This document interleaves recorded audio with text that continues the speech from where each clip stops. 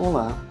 Este vídeo será sobre circuito paralelo de resistores implementado no laboratório remoto Vizir. O circuito será formado por três resistores, R1, R2 e R3, conectados em paralelo, e o conjunto conectado em uma fonte de alimentação de 5 volts. O resistor R1 terá a resistência de 1 kΩ, o resistor R2 de 1,2 kΩ e o resistor R3 de 6,8 kΩ. A resistência do conjunto, ou resistência total ou equivalente, será então de aproximadamente 505 ohms. A corrente total será a tensão da fonte dividida pela resistência total, ou seja, 5 volts sobre 505 ohms, que resultam em aproximadamente 10 mA. A tensão em cada resistor será igual à tensão da fonte de 5 volts. A corrente em cada resistor poderá ser obtida dividindo-se a sua tensão pela sua resistência. Então, para R1 teremos 5 volts sobre 1 kΩ, resultando em 5 mA. Para R2 teremos 5 volts sobre 1,2 kΩ, obtendo-se 4,17 mA. Já para o resistor R3 teremos 5 volts sobre 6,8 kΩ, que resultam em 0,74 mA.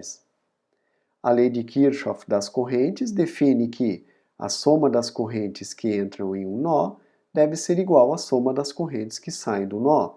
Portanto, a corrente que entra no nó é a corrente da fonte, de 10 mA, e as correntes que saem do nó são as correntes dos resistores R1, R2 e R3.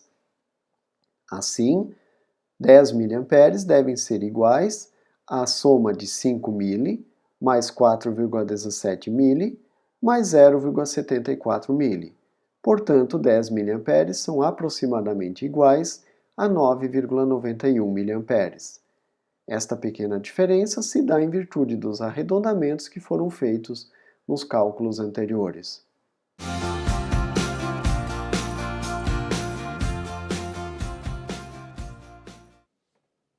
Vamos fazer agora a implementação do circuito em paralelo de três resistores no laboratório remoto Vizir. Então, localizamos os componentes na biblioteca e adicionamos a nossa barra de ferramentas ou área de trabalho. A seguir, posicionamos os resistores no circuito, fazendo agora a conexão entre os mesmos. Então vejam que é um circuito em paralelo com os três resistores. A seguir, conectamos o multímetro para medir a resistência total do conjunto e verificar se está funcionando adequadamente. O multímetro é ajustado então para a escala de 2 kΩ, pois a resistência a ser encontrada é da ordem de 505 ohms. Realizando o experimento, encontramos uma resistência de 497 ohms, que é próxima então de 505 ohms, que foi o valor calculado. Agora vamos conectar o circuito até a fonte de alimentação. Ajustamos a fonte de alimentação para 5 volts, que é a tensão de trabalho, e ajustamos a escala do multímetro para 20 volts, medindo-se então 5 volts, mostrando que o circuito está funcionando corretamente. Agora faremos a medição de todas as correntes do circuito, iniciando pela corrente total, que é a corrente da fonte. Então, para isso, ligamos o amperímetro em série com a fonte de alimentação para que possamos medir a corrente total. Ajustamos o multímetro para a escala de 20 mA, pois a corrente que iremos encontrar será da ordem de 10 mA. Vejam que o valor medido foi 9,96 e o valor calculado foi 10 mA. A seguir, vamos medir as três correntes nos resistores, começando pelo resistor R1, depois R2 e depois R3.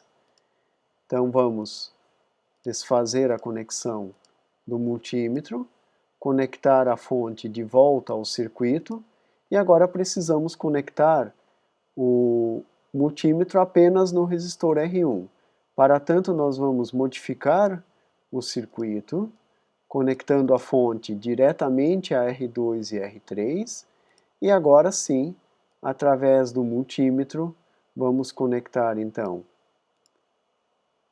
a fonte de alimentação até o resistor R2. Então vejam que estamos levando a fonte de alimentação, seu polo positivo, através do multímetro até o resistor R1.